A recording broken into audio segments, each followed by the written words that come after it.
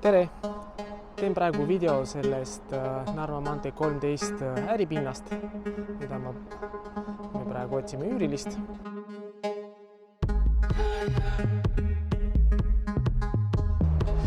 Praegu olen hoovis. Siin on see hoov ja lähme vaatame ruumi sisse. Sissepääs on sealt.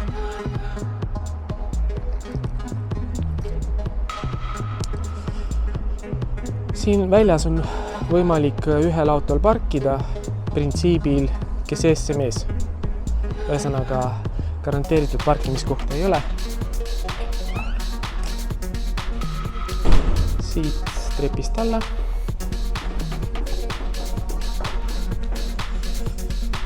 Ja siit vasakule.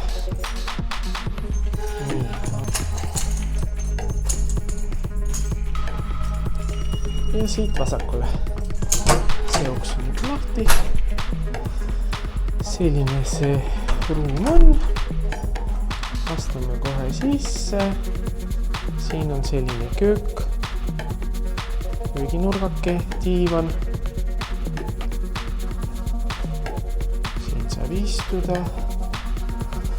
Ja seal on siis see kraanikaus ja köök.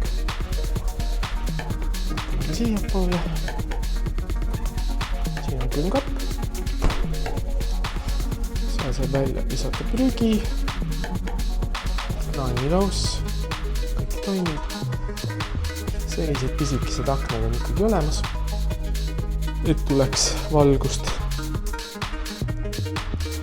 Ja siin on eelmise üürniku dokumentatsioon.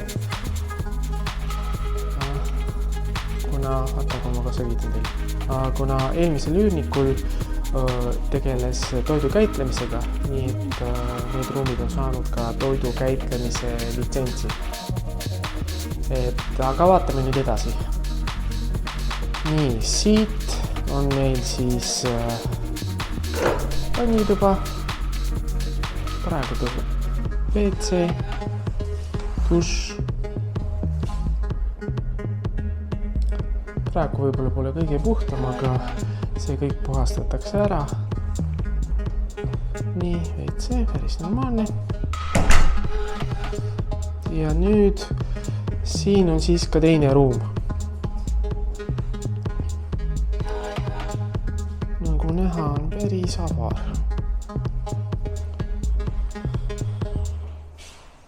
See ilmselt läheb siis ära ja siis see ruum jääb niimoodi täitsa tühjana. Aga siin on ka veevõimalus, nagu näha. Vesi on üle viidud.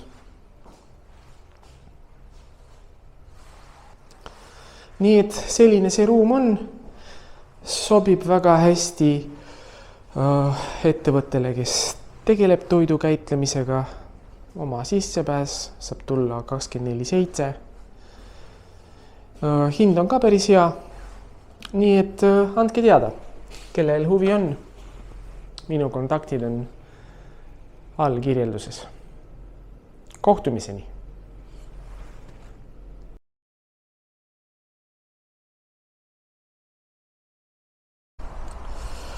Mõtlesin, et teen selguse mõttes ka video teisest sissepääsust. Nüüd me oleme pea sissepääsus juures. Narva maantee 13 hoonet te vist kõik teate. Ühesõnaga, minu vastas on ProCapitali maja. Võt seal on ProCapitali maja, kus on hästi palju kontoreid. Praegu on hull tuul. Aga lähme siis sisse.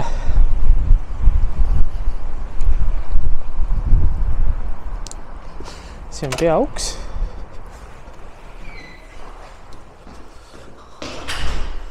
Siit läheme vasakule.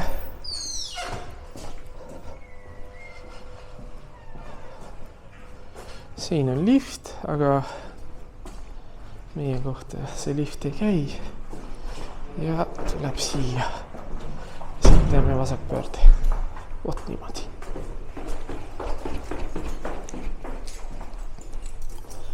Ja nüüd oleme täpselt sama ukse juures.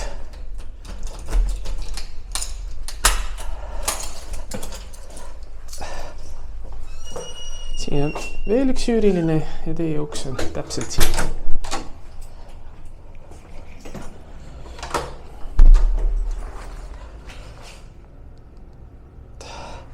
Aga see ongi siis kõik.